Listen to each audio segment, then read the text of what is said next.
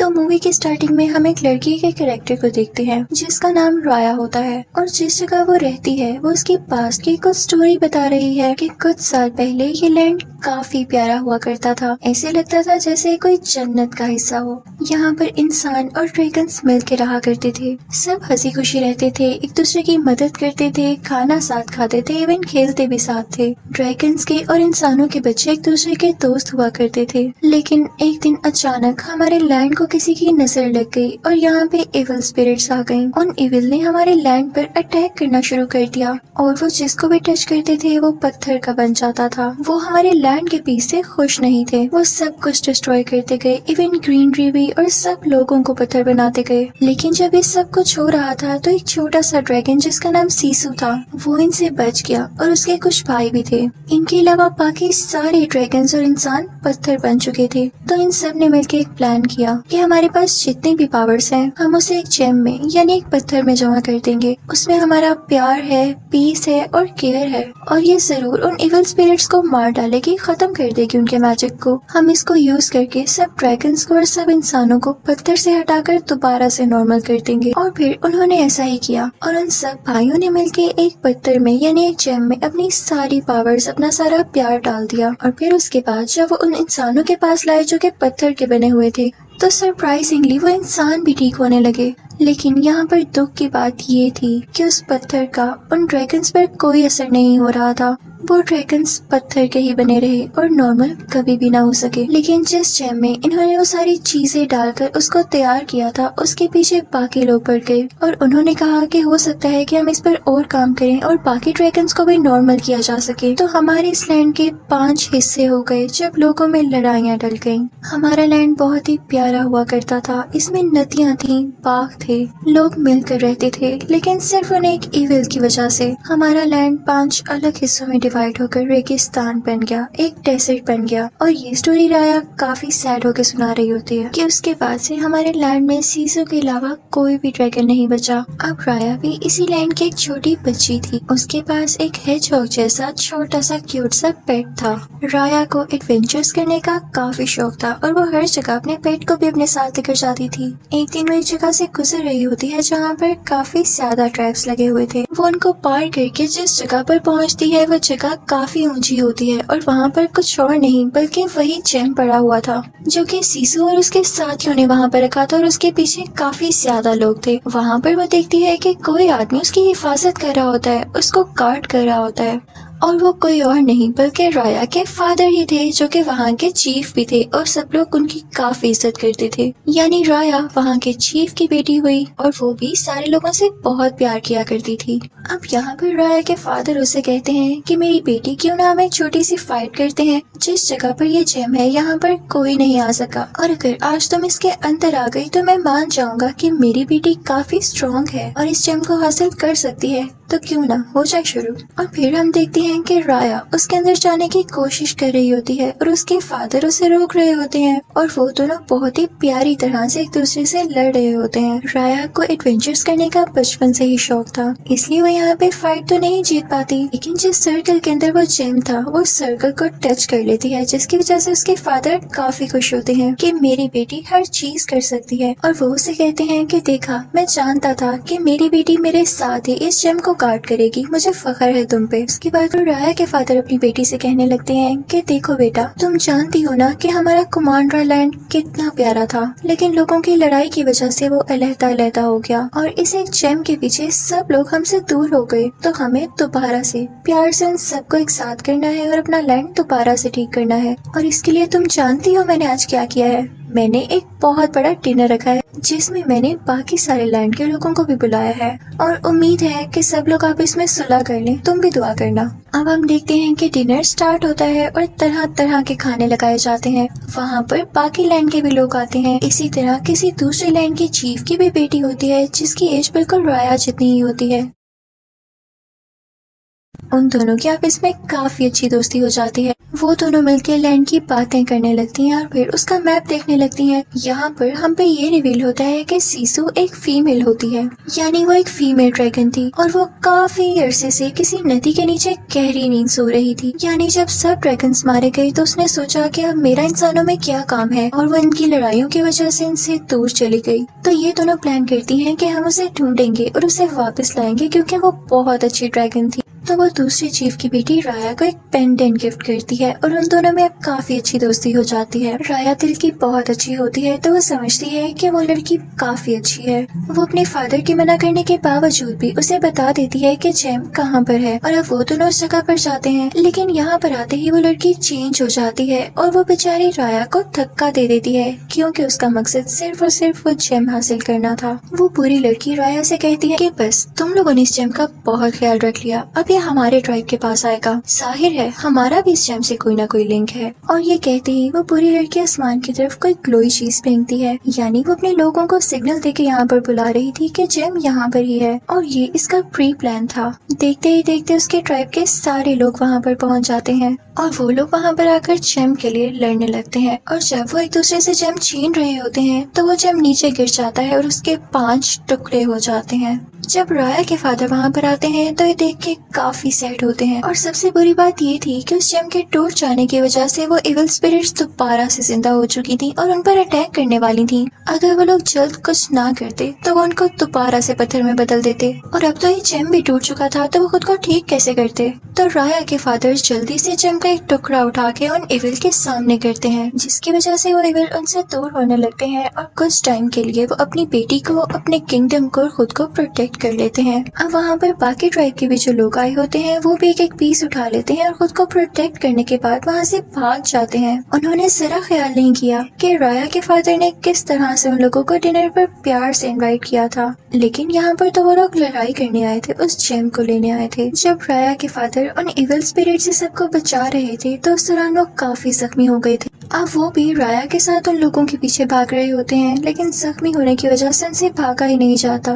तो वो वहाँ पर अपनी बेटी राया से कहते हैं कि मेरी प्यारी बेटी, मुझे तुम पे बहुत ट्रस्ट है। मैंने तो उस दिन ही ये जान लिया था कि मेरे बाद तुम इस जेम की हिफाजत करोगी। मैं यहाँ ही रुक रहा हूँ और आगे से तुम ही इस जेम को और अपने किंगडम को प्रोटेक्ट करना होगा। और इसी के साथ वो अपनी बेटी को उसी जेम के साथ उस रिवर में धक्का दे देते हैं और तभी वहाँ पर वो इविल स्पिरिट्स आती हैं जो राया के फादर को पत्थर का बना देती हैं। अब यहाँ पे सीन चेंज हो जाता है। तो ये थी सारी पास्ट की बातें जो कि राया खुद बता रही थी और अब राया बड़ी हो चुकी थी, 6 साल गुजर चुके थे और राया के फादर ने जो उससे कहा था उस पर काम कर रही थी, यानी जेम को प्रोटेक्ट भी कर रही थी और साथ साथ सीसो ड्रैगन को भी ढूंढ रही थी जो कि उसके मुताबिक किसी नदी के नीचे था। वो उसे इसलिए ढूंढ रही थी ताकि सबको दोबारा से ठीक किया जा सके और वो अपने फादर को भी पत्थर से दोबारा नॉर्मल इंसान बना सके। अब तो राया का पेट भी काफी बड़ा हो चुका था, उन दोनों का बॉन्ड काफी अच्छा था और वो हर जगह एक साथ जाया करते थे जैसे पहले जाया करते थे।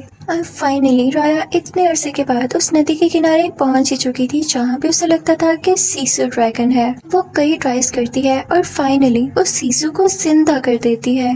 वो आती है और सीसू से प्यार से कहती है कि मैंने तुम्हें कहाँ कहाँ नहीं ढूंढा, अब तुम जिंदा हो ही चुकी हो तो मेरी सारी बातें सुनो, मैं काफी परेशान हूँ और तुमने मेरा साथ देना है। यहाँ पर हम देखते हैं कि सीसू बहुत ही ज्यादा क्यूट ड्रैगन होती है और जैसे ही वो जेम को देखती है तो वो खुशी से पागल हो जाती है और कहती है कि तो वही जेम है जो कि हमने बनाया। वो ग्लो करने लगती है ब्लू लाइट में। तो राया कहती है कि हाँ, मैं यही चाहती हूँ कि आप लोग इसको दोबारा से बनाएं ताकि मैं अपने फादर को ठीक कर सकूँ। 6 साल हो चुके हैं, वो पत्थर के बने हुए हैं। तो साथ ही सीसू इनोसेंट एक्ट करने लगती है और कहती है कि इसे तो मेरे भाइयों ने बनाया था और मैं काफी छोटी थी और मैंने तो उनके साथ मिलकर उन एविल से सिर्फ लड़ाई की थी। तो सीसू कहती है लेकिन एक हल जरूर है, अगर मुझे इस जेम के सारे पार्ट्स मिल जाएं तो मैं इसे जोड़ सकती हूँ और फिर उसके बाद से तुम्हारे फादर को और किंगडम को ठीक भी कर सकती हूँ। सीसू हमें दिल की बहुत साफ ड्रैगन लग रही होती है। वो कहती है कि जेम के हर पीस में कोई ना कोई पावर छुपी हुई है और एक मजे की बात बताऊं कि वो टच करते ही वो सारी पावर्स मुझ में आ जाएंगी। अब वो कहते हैं कि हम मिलके उन जेम के पीसेस को ढूंढेंगे और उन्हें एक साथ मिला देंगे। अब वो तीनों यानी सीसू ड्रैगन, राया और उसका पेट उस जेम की तलाश में निकल पड़ते हैं, यानी उस जेम को ढूंढने के लिए। सबसे पहले वो जाते हैं कॉर्नर वाले ट्राइब में, जहाँ पर उन लोगों ने काफी ज्यादा ट्रैप्स लगाए हुए थे। अब राया क्योंकि एडवेंचरस थी और काफी ज्यादा स्ट्रॉन्ग थी, तो उन ट्रैप्स को पार कर लेती है और यहाँ पर बड़ी आसानी से वो जेम का पीस उठा लेती है। तो यहाँ पर हमें पता चलता है कि इस जेम से जो पावर सीसू को मिली थी वो ये था कि वो किसी भी फॉर्म में बदल सकती थी, जिसे पाकर वो खुद भी काफी ज्यादा खुश होती है। वो पर्पल बालों वाली एक क्यूट सी लड़की बन जाती है और उसके बाद वो काफी ज्यादा खुश थी। लेकिन इस बात की खबर जब दूसरे लैंड को होती है, तो वही बुरी लड़की जिसने बचपन में राया को धोखा दिया था, वहाँ पर अपनी कुछ आर्मी के साथ आ जाती है और उन पर अटैक करने लगती है। लेकिन राया और सीसू वहाँ से भाग जाती हैं। जब वो वहाँ से निकलते हैं तो उन्हें एक छोटा बच्चा दिखाई देता है जिसकी एक छोटी सी बोट थी। वो बहुत ही प्यार से इन दोनों से कहता है कि आप मेरी बोट में आ जाएं। लेकिन राया सीसू ड्रैगन से कहती है कि कभी भी किसी पर ट्रस्ट मत करना। लेकिन वो लोग देखते हैं कि बोट काफी आहिस्ता चल रही होती है, तो सीसू ड्रैगन जो कि स्विम कर सकती थी पानी में जाती है और दोबारा से ड्रैगन में बदलकर उस बोट को धक्का देने लगती है, जिससे वो बोट तेजी से चलने लगती है। वो छोटा बच्चा उन दोनों से कहता है कि उन एविल्स ने मेरी फैमिली को भी पत्थर का बना दिया और अब मैं इस दुनिया में बिल्कुल अकेला हूँ। उन तीनों में काफी अच्छी दोस्ती हो जाती है और वो अपना सफर एक साथ बातें करके गुजारते हैं। अब वो लोग पहुंच चुके थे तीसरे ट्राइब में, यानी लैंड के तीसरे हिस्से में। राया सीसू से कहती है कि तुम बोट में ही रहो, मैं वहाँ जाकर देखती हूँ। लेकिन यहाँ पर उसके सामने एक छोटी बच्ची आ जाती है जिसके पास 3 छोटे छोटे मंकीज थे। वो बंदर उसके जेम्स लेकर वहाँ से भाग जाते हैं, लेकिन राया उनका पीछा करती है और अपने जेम्स वापस हासिल कर लेती है। राया उन तीनों को पकड़ तो लेती है, साथ ही साथ उस छोटी बच्ची को भी, और फिर उनसे कहती है कि तुम लोग काफी चालाक लग रहे हो, काफी फुर्तीले भी हो, तो क्या मेरे साथ काम करना पसंद करोगे? इसके बदले में मैं तुम लोगों को काफी फ्रूट्स दूंगी और पैसे भी दूंगी। तो वो छोटी बच्ची बताती है कि मेरे पेरेंट्स को भी उन एविल ने पत्थर का बना दिया, मेरे पास और तो कुछ है ही नहीं करने को, तो मैं आपका साथ दूंगी। फिर वो लोग एक टीम बन जाते हैं। उतनी ही देर में हम देखते हैं कि सीसू ड्रैगन वहाँ पर पहुँच जाती है और लोगों से चीजें लेने लगती है, क्योंकि उसने ये सारी चीजें देखी ही नहीं थी कभी पहले। लोग उसे पकड़ने लगते हैं, लेकिन तभी एक बूढ़ी औरत वहाँ पर आती है और सीसू के मुंह से ये निकल जाता है कि हम यहाँ पर जेम लेने आए हैं। तो वो बूढ़ी औरत उसे अपनी बातों में लगाकर अपने साथ ले आती है। यहाँ पर हम देखते हैं कि जेम का एक पीस इस बूढ़ी औरत के पास भी होता है। वो सीसू से कहती है कि मुझे जेम लौटा दो, वरना मैं उन एविल स्पिरिट्स को यहाँ पर बुला लूंगी और वो तुम्हारी जान ले लेंगे। लेकिन उसी वक्त वहाँ पर राया आ जाती है। वो सीसू को बचाती है और उस बूढ़ी औरत से वो जेम ले लेती है। फिर हम देखते हैं कि वो लोग किसी और ट्राइब में जाते हैं पत्थर का चौथा हिस्सा लेने के लिए। लेकिन वहाँ पर जाते ही उन्हें एक आदमी पकड़ लेता है जो कि वहाँ का सबसे अच्छा वॉरियर था। और तभी वहाँ पर वो बुरी लड़की भी पहुँच जाती है जिसने राया को बचपन में पेंडेंट दिया था और जो धोखेबाज थी। वो उन पर अपने सोल्जर्स के साथ फिर से अटैक करने लगती है, लेकिन अब की बार राया भी उससे बराबर लड़ रही होती है। लेकिन जब सीसू ये देखती है तो वो फौरन से ड्रैगन में बदल जाती है और अपने मुंह से स्मोक निकालने लगती है, जिसकी वजह से राया की जान बच जाती है। लेकिन अब सबको पता चल चुका था कि सीसू एक ड्रैगन है। जब वॉरियर ये देखता है कि ये तो वही अच्छा ड्रैगन है जिसने कभी आज तक किसी का कुछ नहीं बिगाड़ा, तब तो वो उससे इम्प्रेस होके उसे वो चौथा पीस भी दे देता है जेम का और उसे कहता है कि मुझे तुम पे ट्रस्ट है कि तुम सब कुछ ठीक कर दोगी। और अब वो लोग वहाँ से निकल जाते हैं। सीसू के पास ये पावर भी आ चुकी थी कि वो अब बारिश कर सकती थी। और अब जो आखिरी ट्राइब बच गया था जहाँ से उन्होंने जेम का आखिरी टुकड़ा लेना था, वो किसी और का नहीं बल्कि उसी बदतमीज लड़की का था जिसने राया को धोखा दिया था। तो सीसू से आइडिया देती है कि देखो, ऐसे क्या पता हमें वो जेम का टुकड़ा ना मिल पाए, क्योंकि वो लड़की काफी तेज है, तो क्यों ना हम उसे सुलह कर लें, उससे मिलकर वो जेम का टुकड़ा ले लें, क्योंकि बाकी 4 टुकड़े तो हमारे पास ही हैं। हम उसे कहेंगे कि ये हमें लौटा दो और हम इसे मिलाकर अपने किंगडम को अच्छा बना लेंगे। लेकिन राया सीसू से कहती है हरगिज़ नहीं। सीसू राया से कहती है कि मैं तुम्हें कैसे समझाऊं कि दुनिया में अच्छे लोग भी होते हैं, तुम्हें ट्रस्ट करना होगा और क्या पता तुम्हारे ट्रस्ट करने की वजह से सब ठीक हो सके। तुम तो एक अच्छे इंसान की बेटी हो ना। फिर सीसू उसे अपने साथ उस जगह पर ले जाती है जहाँ पर सारे ड्रैगन्स पत्थर बन चुके थे। वो उसे अपने भाई भी दिखाती है और कहती है कि देखो, ये तीनों मेरे भाई थे लेकिन पत्थर बनने से पहले इन लोगों ने मुझ पर ट्रस्ट किया और मुझे ये जेम दिया, और इसी के बाद ही तो मैं इस काबिल हुई कि मैंने उन एविल स्पिरिट्स को हरा दिया। और देखो, तुम्हारे फादर ने भी तो तुम पर ट्रस्ट करके तुम्हें ये जेम दिया था ना। सीसू की बातों का राया पे काफी असर होता है और वो मान जाती है उस लड़की से दोस्ती करने के लिए। फिर वो उस छोटी बच्ची को और उसके मंकीज को एक लेटर देती है और साथ वही पेंडेंट देती है जो उस लड़की ने उसे बचपन में दिया था। उस लेटर में सुलह की बात लिखी होती है, यानी कि दोस्ती कर लेते हैं हम। और जब वो लड़की ये लेटर पढ़ती है तो वो उससे उस जेम के साथ मिलने आती है, लेकिन वो ये डिसाइड ही नहीं कर पा रही होती कि क्या ये जेम का टुकड़ा मैं इसे दे दूं या नहीं। लेकिन वो लड़की वो जेम का टुकड़ा नीचे पड़े पत्थर पर रखती है और अपनी एरो गन उठाती है। उसे लग रहा होता है कि इनकी कोई साजिश हो सकती है और ये सीसू ड्रैगन उस पर अटैक कर सकता है, लेकिन सीसू उसके पास आता है उसे काम डाउन करने के लिए। लेकिन यहाँ पर उस लड़की से एक गलती हो जाती है। वो अपनी एरो गन से एक एरो उस सीसू ड्रैगन पर शूट कर देती है, जिसकी वजह से सीसू नीचे नदी में गिर जाती है। जब वो लड़की नोटिस करती है तो काफी ज्यादा डर जाती है, क्योंकि वो इविल स्पिरिट्स अब वापस आने लगी थी। सीसू पानी का ड्रैगन था और उसी की वजह से इस लैंड में पानी बाकी बचा था, वरना हर तरफ डेजर्ट बन चुका था। पानी खत्म होने लगता है और इस लैंड की बाउंड्री से वो इविल स्पिरिट्स आने लगती हैं। वो लड़की वहाँ से भाग जाती है और अब राया भी काफी ज्यादा वरिड होती है। जब राया को ये फील होता है कि सीसू अब मर चुकी है और उसके पास और कोई नहीं रहा, तो वो गुस्से में उस लड़की से लड़ाई करने जाती है। उन दोनों में काफी फाइटिंग होती है, दोनों एक दूसरे के साथ स्वॉर्ड से लड़ रहे होते हैं। दूसरी तरफ हम देखते हैं कि राया का पेट, वो छोटा बच्चा और वो वॉरियर जेम का एक पीस लिए हुए सबको प्रोटेक्ट कर रहे होते हैं। अंदर कैसल में राया की और उस लड़की की काफी लड़ाई हो रही होती है और राया उस लड़की को मारने ही वाली होती है कि उसकी नजर बाहर पड़ती है। वो देखती है कि पूरा शहर तबाह हो रहा है, हर तरफ इविल स्पिरिट्स ने अटैक कर दिया है। राया फौरन से बाहर जाती है अपने लोगों को पत्थर से बचाने के लिए, और अंदर हम देखते हैं कि उस लड़की की मदर को भी वो इविल स्पिरिट्स पत्थर का बना देती हैं। तो तब उसे एहसास होता है कि हम किंगडम एक ही थे, हमारा अगर कोई दुश्मन था तो वो एक ही, ये इविल स्पिरिट्स। उसे काफी दुख होता है कि काश मैं अगर पहले समझ जाती तो मेरी मदर भी पत्थर की न बनती। जब उस पे खुद ये बीतती है तो खुद भी राया का साथ देने लगती है और फिर बाहर जाकर उसी जेम के पीछे लोगों को प्रोटेक्ट करने लगती है। यहाँ पर राया को अचानक से याद आता है कि जब इन इविल स्पिरिट्स का हमला बढ़ गया था तो उन सारे ड्रैगन्स ने इस जेम में अपना अपना प्यार डाला, अपना ट्रस्ट डाला था, तो हमें ऐसा ही करना होगा। वो अपने सब साथियों से कहती है कि पत्थर का हर टुकड़ा यानी इस जेम का हर पीस दूसरे किंगडम कि इस लड़की को दे दो, लेकिन सारे कहते हैं कि नहीं, हम उस पर ट्रस्ट नहीं कर सकते। तो राया कहती है कि हमें करना होगा, और इसी के साथ वो अपने जेम का टुकड़ा उस लड़की को पकड़ा देती है और उससे कहती है कि सब टुकड़ों को मिला के तुम्हें इन एविल स्पिरिट्स को हराना होगा। उसके साथी नहीं मानते और वो टुकड़ा नहीं देते, और इसी दौरान बेचारी राया खुद पत्थर की बन जाती है। जब सब लोग ये देखते हैं कि राया ने अपनी जान की कुर्बानी देकर उन्हें बचाने की कोशिश की है, तो वो सब राया की बात मानकर उस लड़की पर ट्रस्ट करके उसे पत्थर पकड़ा देते हैं, यानी वो जेम पकड़ा देते हैं। वो लड़की जेम का हर हिस्सा जोड़ने लगती है, लेकिन इसी दौरान इविल स्पिरिट्स उन सबको पत्थर का बनाती रहती हैं। जैसे ही वो जेम कंप्लीट हो जाता है, उसके पांचों हिस्से आपस में जुड़ जाते हैं, तो उस लड़की को भी इविल स्पिरिट्स पत्थर का बना देती हैं,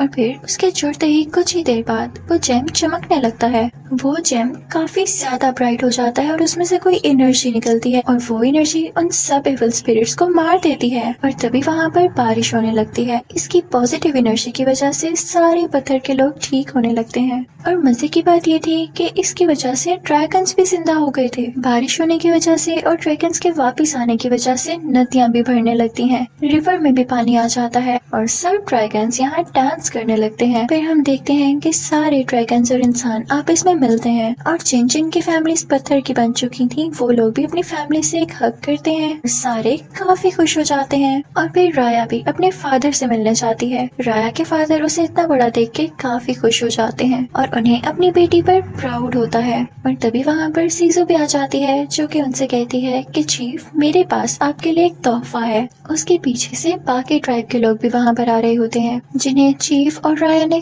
काफी इम्प्रेस किया था। वो उनसे सुलह करने आए थे, और यहाँ हम देखते हैं कि वो जेम भी एक साथ हो गया था, और ये सारे किंगडम के लोग भी। चीफ और राया और सीजू को हम कैसे भूल सकते हैं, वो लोग काफी खुश थे। यानी एक दूसरे पर ट्रस्ट करने से, एक दूसरे का ख्याल रखने से, प्यार करने से सब चीजों को ठीक किया जा सकता है, और अगर हम साथ हैं तभी एक पावर है। तो मूवी शुरू होते ही हमें एक आर्केड का सीन दिखाया जाता है जहाँ पर डिफरेंट गेम्स खेली जाती थी। वहीं पर दो लोग जो एक दूसरे के बहुत अच्छे दोस्त थे, एक राल्फ और एक वैनिलोप। वैनिलोप एक छोटी बच्ची थी। दोनों आपस में बहुत ज्यादा खेला करते थे क्योंकि आर्केड में करने को बहुत कुछ था। राल्फ अपनी जिंदगी को लेके बहुत ज्यादा खुश था, जबकि वैनिलोप एक छोटी बच्ची होने की वजह से अपनी जिंदगी में नई नई चीजें चाहती थी। उसे अब यहाँ सब कुछ बोरिंग लगने लगा था, यानी वो कोई ऐसी चीज करना चाहती थी जो कि बहुत ज्यादा एक्साइटिंग हो। इनके साथ साथ वहाँ पर और भी लोग रहते थे जो कि डिफरेंट स्पीशीज से थे, सब दिखने में अलग थे। अब वहाँ आर्केड में आज के दिन एक नया चेंज आता है। वहाँ पर वाईफाई लग जाता है, लेकिन इन सबको पता ही नहीं था कि वाईफाई क्या होता है और उसके पासवर्ड तक कैसे पहुँचना है। तो तभी वहाँ पर एक ब्लू क्रीचर इनको बताता है कि अगर हमारे पास वाईफाई का पासवर्ड हो तो हम इंटरनेट पर कुछ भी सर्च कर सकते हैं, हर किस्म की गेम खेल सकते हैं, फूड मंगवाना, ऑनलाइन शॉपिंग करना, वीडियोस देखना, गेम्स खेलना, ये सब हम कर सकते हैं। वेनेलॉप ये सुन के बहुत ज्यादा खुश होती है क्योंकि यही तो वो चाहती थी। अब जिस जगह पर वो वाईफाई था ये सब उधर जाने लगते हैं, लेकिन वहाँ का गार्ड उस जगह को सील करते हुए कहता है कि तुम लोग यहाँ पर नहीं आ सकते हो। तो सबको गुस्सा आ जाता है और वो वहाँ से जाने लगते हैं। जब वेनेलोप अंदर नहीं जा पाती तो वो राल्फ से कहती है, तुम तो जानते हो मुझे गेम्स खेलने का कितना शौक है और ये देखो मुझे अंदर ही नहीं जाने दे रहे। मुझे कोई न्यू गेम चाहिए और अभी चाहिए। तो राल्फ उसे कहता है, अच्छा मैं कुछ करता हूँ। बेसिकली ये सब कैरेक्टर्स आर्केड में मौजूद वीडियो गेम्स के अंदर कैरेक्टर्स हैं। आर्केड में एक बहुत ही फेमस गेम है जिसका नाम शुगर रश है और उसे सब बच्चे बहुत शौक से खेलते हैं। तो राल्फ वेनेलॉप से कहता है कि तुम हमेशा इसी की कैरेक्टर बनती हो, तो इस बार मैं इस गेम में ऐसा चेंज करूंगा कि तुम खुद भी बहुत इंजॉय करोगी। वो उसके लिए एक और रास्ता बनाने लगता है जहाँ पर वेनेलॉप की कार जा सकती थी। अब दो लड़कियाँ ये गेम यानी शुगर रश गेम खेलने आती हैं। वेनेलॉप कार में बैठी होती है और अब लड़की स्टीयरिंग चलाकर इस कार को कंट्रोल करने लगती है। वेनेलॉप इन सब चीजों से तंग आ चुकी थी, तो उसे वो फौरन से रास्ता दिखाई देता है जो कि राल्फ ने उसके लिए बनाया था। तो वो अपनी गाड़ी को खुद ही उस तरफ ले जाती है और अब वो अपनी गाड़ी को खुद ड्राइव कर रही होती है और इसमें उसको बहुत ज्यादा मजा आ रहा होता है। वो फ्रीली अपनी गाड़ी को ड्राइव कर रही होती है और जबकि वीडियो गेम खेलने वाली बच्ची स्टीयरिंग को यूज करते हुए भी इसकी कार को कंट्रोल नहीं कर पाती और उसे स्टीयरिंग टूट जाता है, जिससे वेनेलॉप की गाड़ी का बैलेंस तो खराब होता है, लेकिन उसे इस तरह से काफी मजा आ रहा था। दूसरी तरफ वो बच्चियां इस आर्केड के ओनर को बताती हैं कि हमसे स्टीयरिंग टूट गया है। ओनर जब आकर स्टीयरिंग को जोड़ने की कोशिश करता है तो वो तो और टूट जाता है, उसके दो टुकड़े हो जाते हैं और अब वो किसी तरह से भी जुड़ नहीं सकता था। तो ओनर कहता है शुगर रश कंपनी बंद हो चुकी है, यानी कि जिसने ये गेम डिजाइन किया था और अब ये स्टीयरिंग कहीं से मिलेगा भी नहीं। तो वो बच्ची इंटरनेट पर उन्हें एक स्टीयरिंग दिखाती है, लेकिन उसकी प्राइस बहुत ज्यादा होती है जिसे ओनर अफोर्ड नहीं कर सकते थे। तो वो सैडली कहते हैं कि हमें इस गेम को अब बंद करना पड़ेगा। लेकिन ये सारी बातें गेम के कैरेक्टर्स भी सुन लेते हैं। उनको बहुत अजीब लगता है कि वो गेम में बंद हो जाएंगे, अब उनका कोई घर नहीं होगा। वो सब प्लान करने लगते हैं कि अब क्या किया जाए। अब वो सब कैरेक्टर्स मिलकर सोचने लगते हैं कि क्या किया जाए, लेकिन इससे पहले कि कोई भी प्लान बनाते कुछ शरारती कैरेक्टर्स की वजह से ये प्लान खत्म ही हो जाता है। लेकिन राल्फ और वेनेलॉप हिम्मत नहीं हारते। राल्फ वेनेलॉप को जाकर बताता है कि वो बच्ची जो गेम खेलने आई थी उसने ऑनर को एक स्टीयरिंग दिखाया था जो कि इंटरनेट पर मिल रहा है, हमें उसे किसी भी तरह जाकर लेना होगा। अब ये दोनों छुप के उसे रिस्ट्रिक्टेड एरिया में जाते हैं जहाँ पर किसी की भी एंट्री नहीं हो सकती थी और सीधा ये लोग वाईफाई रूटर में चले जाते हैं उसकी वायर से होते हुए, ताकि इंटरनेट से वो चीज ला सके। अब ये दोनों रूटर के अंदर होते हैं जहाँ पर ये उसी ऑनर की छोटी सी फॉर्म देखते हैं जो कि एक लेजर कैप्सूल में बंद होकर कहीं चली जाती है और ये दोनों उसका पीछा करने लगते हैं। उसके पीछे जाते जाते फाइनली ये ऐसी दुनिया में पहुंच जाते हैं जो कि इंटरनेट की होती है। अब ये दोनों एक शॉप पर जाते हैं और उससे कहते हैं कि जिस शॉप से ये स्टीयरिंग मिलेगा वो कहाँ पर है। एड्रेस पता चलने पर फौरन से वो उस जगह जाते हैं जो कि बेसिकली एक साइट थी।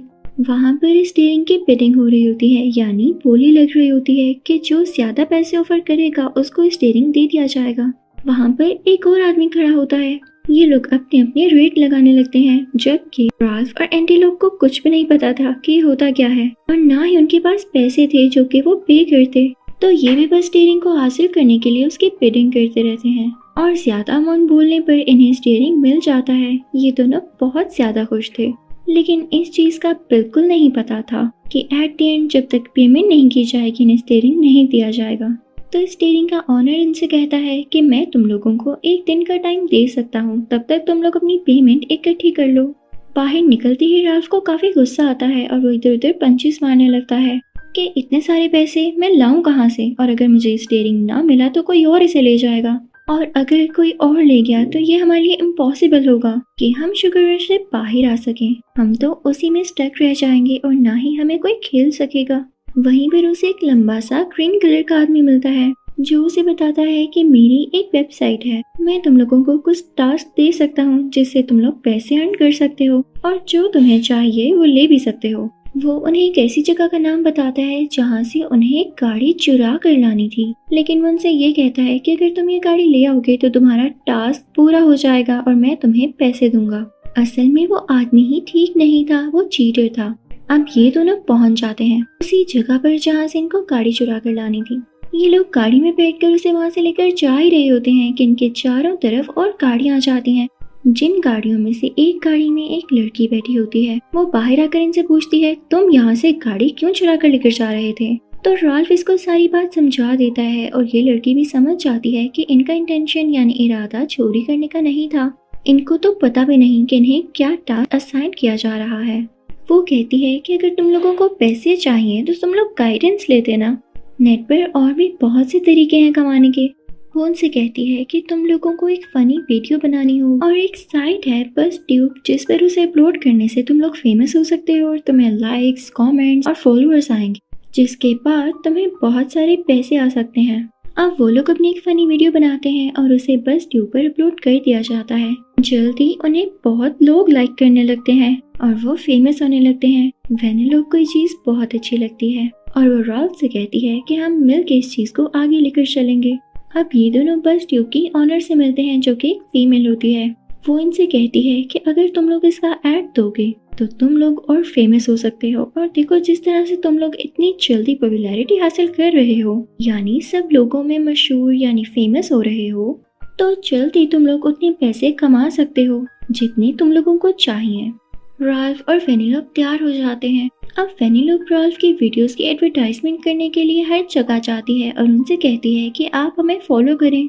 अब वेनेलोप एक जगह पर एडवर्टाइजमेंट कर रही होती है तो वहाँ पर कुछ लोग आते हैं और उससे कहते हैं क्या यहाँ पर आकर एडवर्टाइजमेंट करने का परमिट तुम्हारे पास है?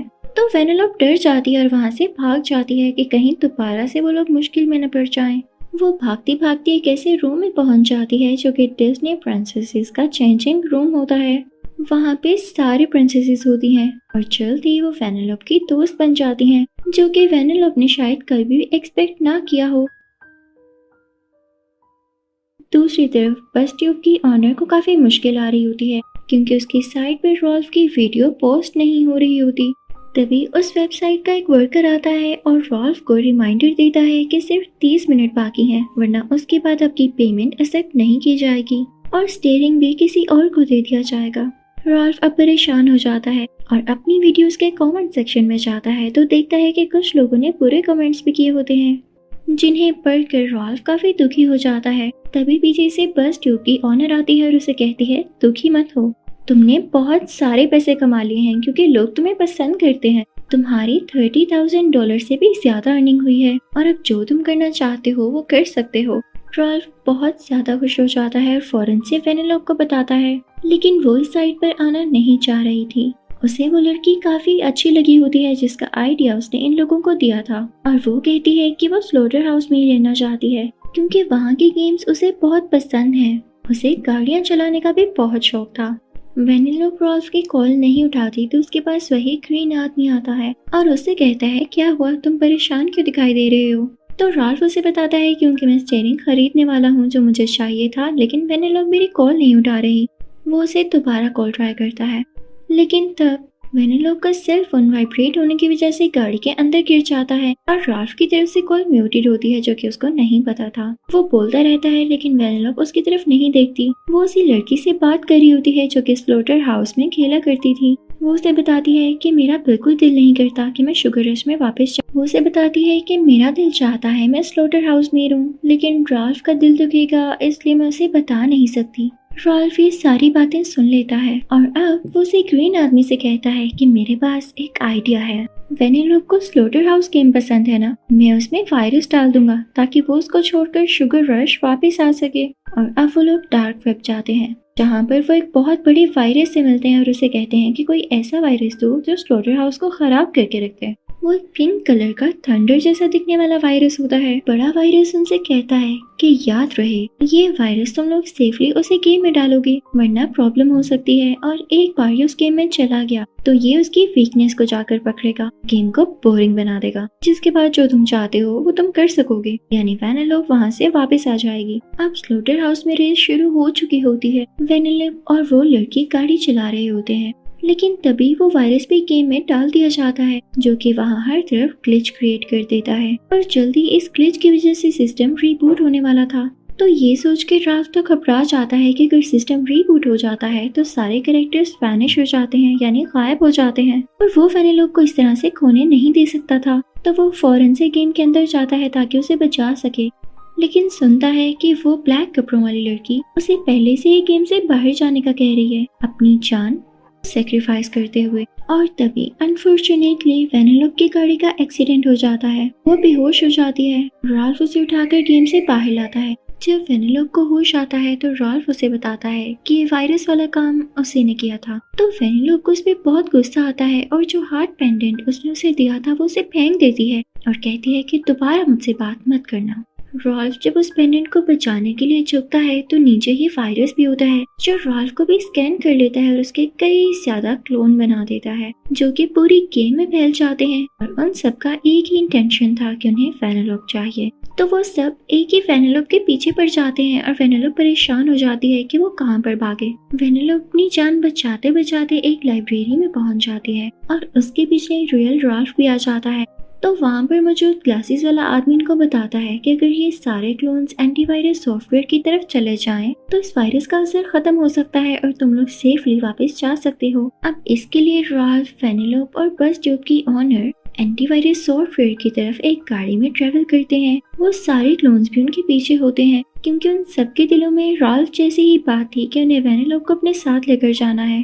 लेकिन रास्ते में इन तीनों की कार का एक्सीडेंट हो जाता है। लकीली इन्हें कुछ नहीं होता, लेकिन पीछे से जब सारे क्लोन्स आपस में टकराते हैं तो वो मिलकर एक बहुत बड़ा मॉन्स्टर बन जाते हैं जो कि बहुत खौफनाक लग रहा होता है। अब राल्फ काफी परेशान हो जाता है। वो वायरस को पकड़कर उन सब क्लोन्स की तरफ मारता है ताकि ये मॉन्स्टर खत्म हो सके। लेकिन जिस वायरस से क्लोन्स बने थे वही वायरस इनको कैसे खत्म कर सकता था, तो इन्हें कुछ न कुछ जरूर करना था। लेकिन इससे पहले कि कुछ खास कर पाते, वो क्लोन्स यानी वो बहुत बड़ा मॉन्स्टर वेनेलोप को पकड़ लेता है। वहाँ पर एक ट्रेन फ्लाई कर रही होती है जिसके पीछे राल्फ भी बैठ जाता है और अपने हाथों से ट्रेन को पकड़कर ट्रेन के साथ ही उड़ने लगता है। लेकिन वो मॉन्स्टर राल्फ को यहाँ भी पकड़ लेता है तो वेनेलोप चिल्लाने लगती है कि मेरे दोस्त को छोड़ दो, लेकिन वो मॉन्स्टर नहीं सुनता। तभी वेनेलोप को एक आइडिया आता है और वो मॉन्स्टर से बहुत प्यार से कहती है, ठीक है, मैं तुम लोगों के साथ भी रहूंगी, तुम सबके साथ खेलूंगी जैसे तुम चाहते हो कि मैं तुम लोगों के पास ही रहूं। तो ये सुनकर मॉन्स्टर काफी खुश हो जाता है। मॉन्स्टर खुशी में सर हिलाता है।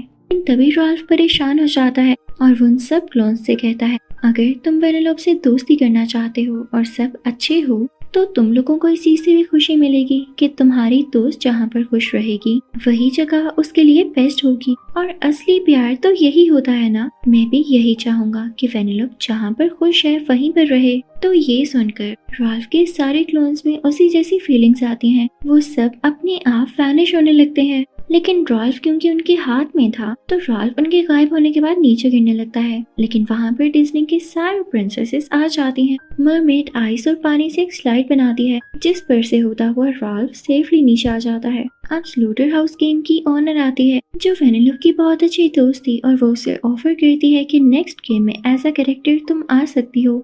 वेनेला खुशी खुशी वहाँ पर चली जाती और राल्फ भी शुगर रश में वापस चला जाता है। उसे वो स्टीयरिंग भी मिल चुका था, लेकिन वहाँ जाकर देखता है कि उसके कैरेक्टर्स तो पहले से ही दूसरी गेम्स में जा चुके हैं और काफी खुश हैं। राल्फ को ये बात बुरी नहीं लगती क्योंकि वो समझ चुका था कि जो जहाँ पर खुश है उसे वहाँ रहने दिया जाए। हम कभी भी किसी पर रिस्ट्रिक्शंस लगाकर उसे खुश नहीं कर सकते और ना ही वो अपने गोल्स अचीव कर सकता है। तभी उसकी वेनलॉप से वीडियो कॉल पर बात होती है और वो उसे बताती है कि मैं तुमसे मिलने आती रहा करूंगी और तुम भी जो करना चाहते हो वो करो। असल खुशी इसी में है। और इसी के साथ इस मूवी का एंड हो जाता है। Thanks for watching. Please 4K complete part 1 link in description.